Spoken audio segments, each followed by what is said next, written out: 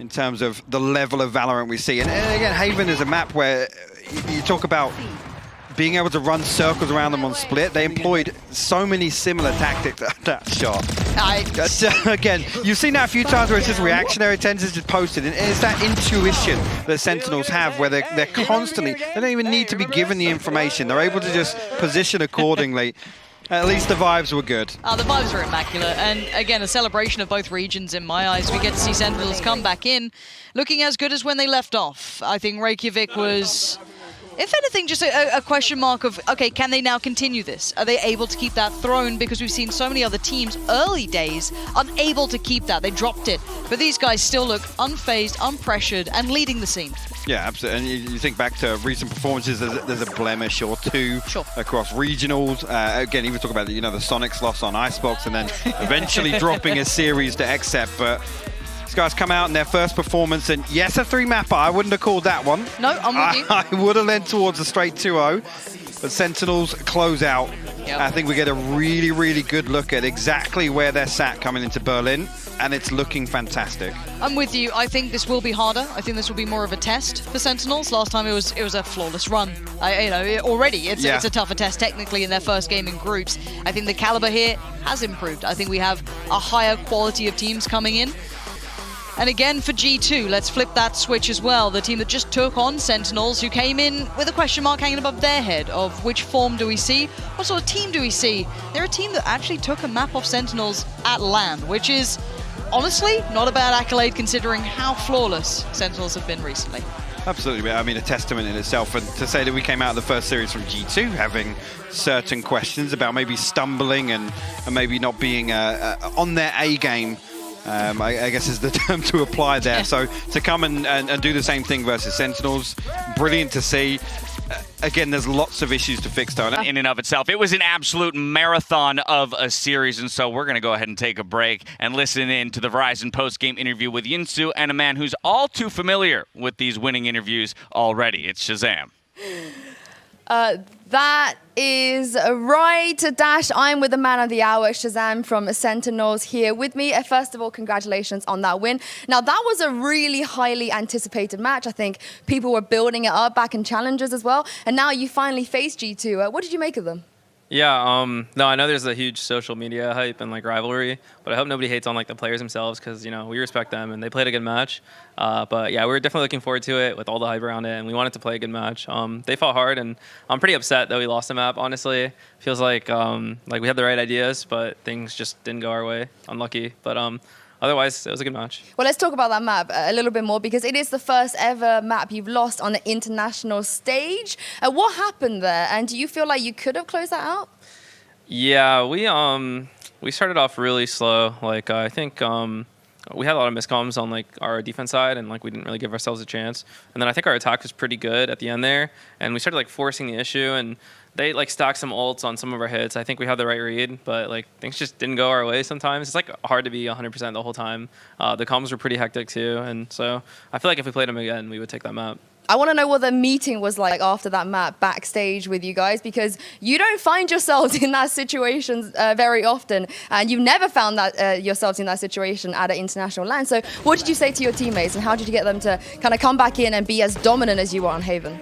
Yeah, we're pretty good at resetting. Sometimes we'll be on this round, what happened here or something, just ask each other just to know. But outside of that, we reset, people just bathroom break or whatever, and I quickly went over the stuff I prepped for Haven. It was really important, and we didn't have a lot of time, so they're rushing us out. So before going over it, I was just trying to memorize all my notes really quick, and then we got on stage, and I was trying to go over they do this, this, this, and this, and so it was really just reset. And so it was really just reset, full focus on Haven, and I think the prep for Haven really played off. We just knew even though we let them back in at the second half, we knew everything they were doing, everything they were going to do next. We were on top of that.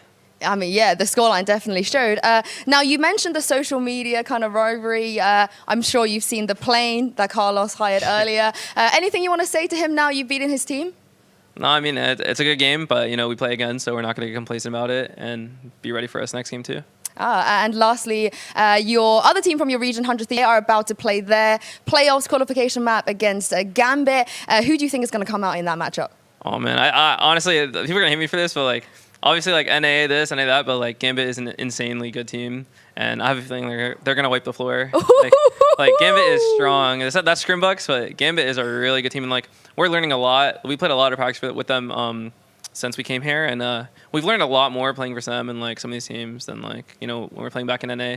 They have like some really good reads. It's insane.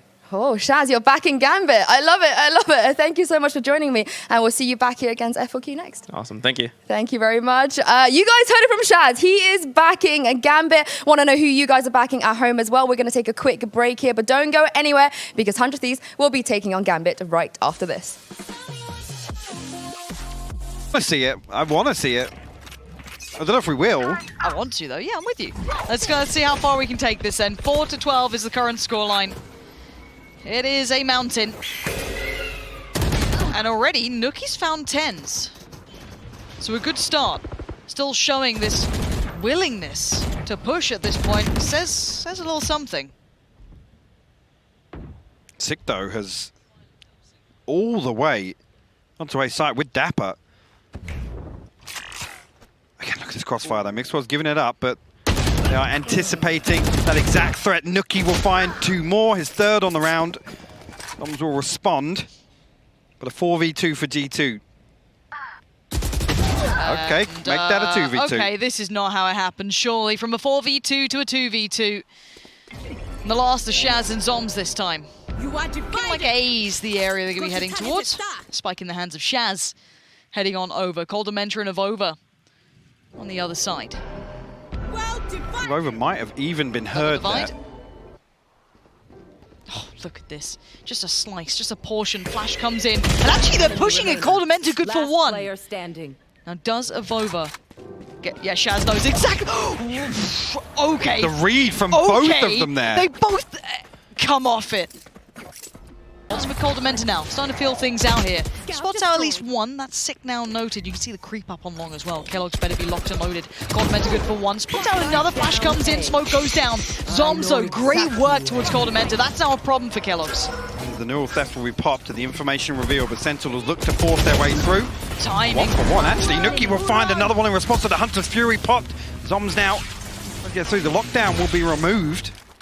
The back of that, and look at that, Nuki and Mix, see what he can get done. Yeah, lovely utility work so far, gonna at least hinder some of that approach through Garage, forces him to look towards that B site, that's a problem. Cold Dementor, Nuki, it's all falling to pieces, Sentinels tearing away that just a dash of hope that they had, and now it's down to Avova on Keloqz. They know Avova's back here, he's been here every round, he's now surrounded, 1, 2, 3, it's just gonna be sick to shut him down, as Keloqz prevented the impossible before, this time sick.